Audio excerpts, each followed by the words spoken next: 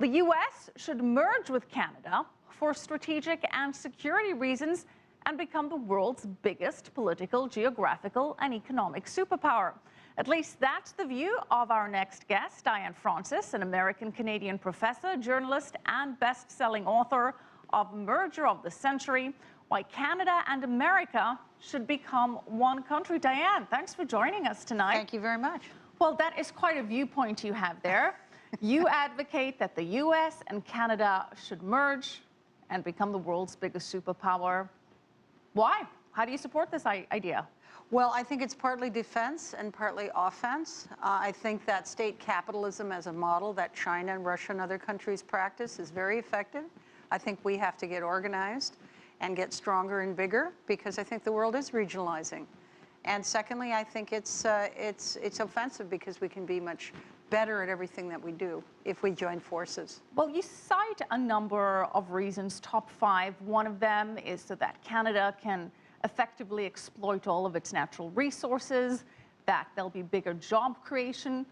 Go through some of your rationale for this mass merger, please. Well, Canada has the second biggest piece of real estate. It's the second biggest country in the world. It's slightly larger than the U.S. in terms of land. But 3/4 of it is empty, hasn't been done, and nothing has been done with it. It hasn't been developed. Canada's population is only 35 million. It's 1/10 the size of the United States population. It does not have the economy, the capital, or the military to defend or develop this piece of real estate. It has the world's longest coastline. It has a navy with 8,500 people in it.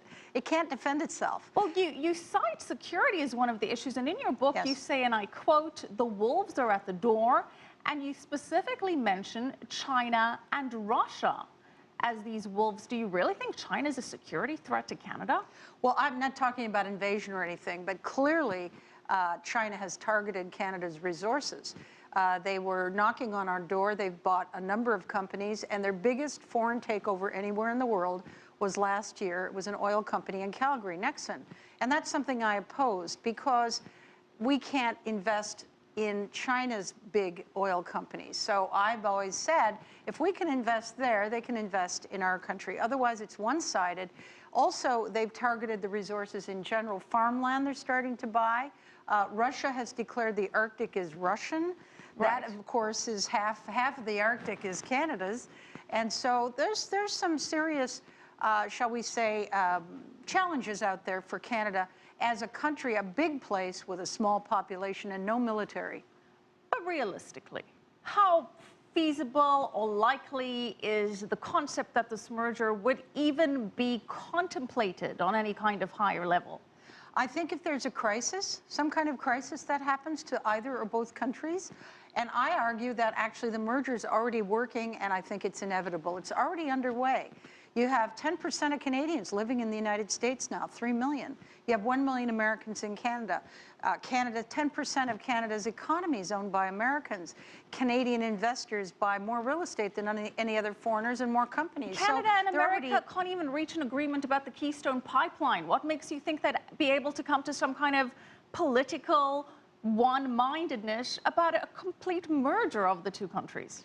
Well, Keystone is a special case, and it became a political football. And that's another argument in favor of a merger. I think what likely will happen, it'll end up like the European Union in a few years, where you have no border, you have one currency, the US dollar, you have no customs, and workers can go across the border with no problem, and they stay separate countries. But Diane, the European Union hasn't actually been an overwhelming success. It's a huge success. A lot of countries would say otherwise. There have been a host of issues that have afflicted most of the bigger economies, the more successful countries in the EU. The euro was a badly constructed project, and Greece defrauded the Eurozone. Wall Street ruined the banking system. All those things converged. The euro is stronger than ever. The euro is going to survive.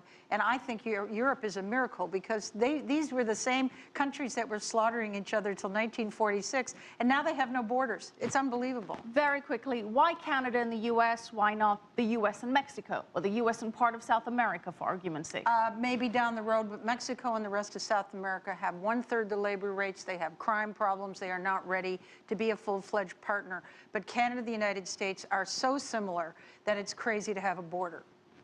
Well, Diane, a lot to think about here, a lot to process. Unfortunately, that's all the time we have, but definitely worth a read. Merger of the Century, Why Canada and America Should Become One Country by Diane Francis. Thanks again for joining us.